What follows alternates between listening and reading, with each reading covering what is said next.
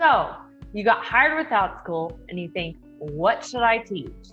I know, I get it. I said the same thing when I was first hired and new. For some people, it's easy. They're already a certified teacher, they work in a brick and mortar classroom, and they have lesson plans and specific subjects that they teach. Well, I do not come from a traditional brick and mortar classroom, and I'm not a certified teacher. So when I first heard about Outschool, I said, no way, because I had no idea what I would teach, and I'd never made a lesson plan before. Well, let me just tell you that once the ideas started coming, they didn't stop. One time I was even driving down the street and suddenly an Outschool class came to me. So I'm telling you, it's really not as hard as you think. And the possibilities are endless at Outschool because there are all types of classes. Let me share my screen with you and share some things that have worked for me. So first of all, be willing to try different things, different subjects, ages, class types, class sizes. Throw spaghetti at the wall and see what sticks. See what books. See what you like teaching. See what works. Don't be afraid to fail. So you put up a class and it didn't book, or it got a bad review. So what? Try again. So these are some examples of classes that I tried and failed, and or ideas I had that I never did. Brainstorm. I'm sure you have lots of ideas once you think of it. I thought I would do phonics, letters, or ESL classes since I do that at VIP Kid. Well, as I got more into it, I thought, well, I already do that for VIP Kid. I tried teaching Junie B. Jones and Thomas the Train book classes, but they didn't book very well and I only did 1 or 2 classes. I also did a class in the election of 2000, but that didn't book well either. Let me take you over to the portal and show you some of my archived and unlisted classes. So, as you can see, these are unlisted. Some of them never even got through the revision process and I just gave up on them. Some of them I tried and didn't book, or they had low bookings and I just didn't want to teach them anymore. But look, I have thrown spaghetti at the wall. I have tried a lot of classes. Also, I have some archived classes. Now I've heard that you can get archived classes back, but in my mind, when I archive a class, that means I never want to see it again. If it's unlisted, it means I might come back to it later. So here are just a few classes that I have archived. All right, back to my slides. So one thing I want you to think about is, what can I talk about for 30 minutes straight with no prep? Of course, not everything that you can talk about for 30 minutes would make a great class, but use that as a starting point. Here are some examples of classes from my own life. I can talk about Congress, President, 3 branches of government, voting, cameras, framing, shot, audio, lighting. I'm a Lyme disease advocate, which I do have a class about and got a few bookings in the summer. I may bring it back when it's May, Lyme Disease Awareness Month. Here are some other places to find ideas. Passion, previous jobs, the Sunday night list, and Pinterest. Passion. So, do you watch or play sports? You can do a class on sports trivia, sports social club, teach a skill such as soccer or football. Are you crafty and artistic? Do you like to paint, draw, sing, play an instrument, do ballet or yoga? Do you like to read or listen to music? Previous jobs, and of course I use from my own life. I've worked in TV production, I've worked at the Capitol building, and I know a lot about government, specifically the House and the Senate. I've taught ESL, I've been a substitute teacher, I can do reading, phonics, letters. You see that some of these categories overlap, and of course they will. It's just to get you thinking. Now, the Sunday night list. So let me give a disclaimer that not everything that you see on the Sunday night list will book or will make a successful class. I've had successes and failures from this list. Only one parent or student has to make the request for it to get on the list. So that might be the only parent or student that wanted the class. Sometimes a student is requesting the class and the parent has no intention of signing up for it. I've seen requests such as how to kiss a 7-year-old.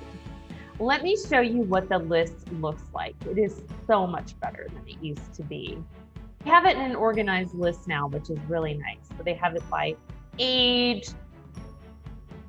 subject, watch party, language arts, life skills, cooking. So as you can see, very organized list. Back to my slide.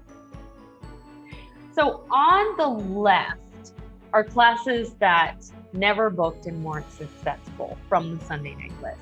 And on the right are classes that were successful for me from the Sunday night list. Another great place to find ideas is Pinterest. I discovered this by posting my own classes on Pinterest. So now I have mostly book classes. After posting my classes on Pinterest, it started making other suggestions of similar book series on my page. So I found this book class from the Pinterest suggestion. I don't even know it existed before, but it's the Who Was, What Was, Who Is, What Is book series. I made a class out of this, and the jury is still out whether this will be successful or not, but I just renamed and revamped it a little, so we'll see. Another thing you can try is seasonal classes. These book really well around the holidays. For me, I change my American Girl class with every holiday. You can do crafts, books, and other holiday-themed classes. So now you have ideas. What should you do? Well, it's just like if you were selling something on eBay. You would see who else is selling something similar. What are they charging? So let's go to the portal and figure all of that out. All right, so when you're here on the portal, go to Find Classes. Go search as if you were a parent. So I'm gonna have two different examples. So recently I saw the movie Hamilton. Yes, I'm late to the party. And at the time I'm making this video, the play has been out for 6 years and the movie for a year. And I just saw it a few weeks ago and I love it and I wish I'd seen it earlier. So anyways, let's look at some Hamilton classes. Well, as you can see, there are a lot of Hamilton classes, a lot. Am I going to look at all of those? No, let's narrow it down a little bit. So first of all, if I taught a Hamilton class, I would teach one on the history. So I want to rule out all the singing and dancing type classes. So let's go over here to subject. I'm going to put social studies and let's see what comes up.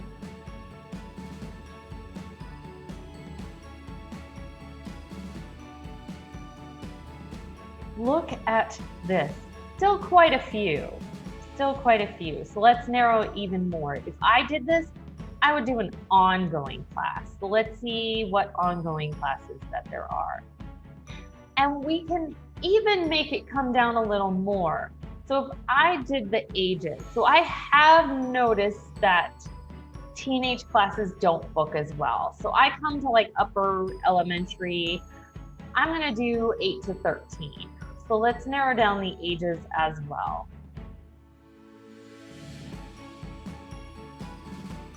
Okay, so now I'm left with 3 classes. Let's look at them. Hamilton the musical. Okay, this is ongoing. Let's look. Oh look, she does them on Saturdays and Mondays, and actually those are times which I never teach. Plus she's doing it at 8 o'clock at night. I never teach that late. So let's look at one of the other classes. Hamilton, who were they? This is Miss Serena, and I love her YouTube channel. You should check it out if you haven't. Okay, so she has a history class here.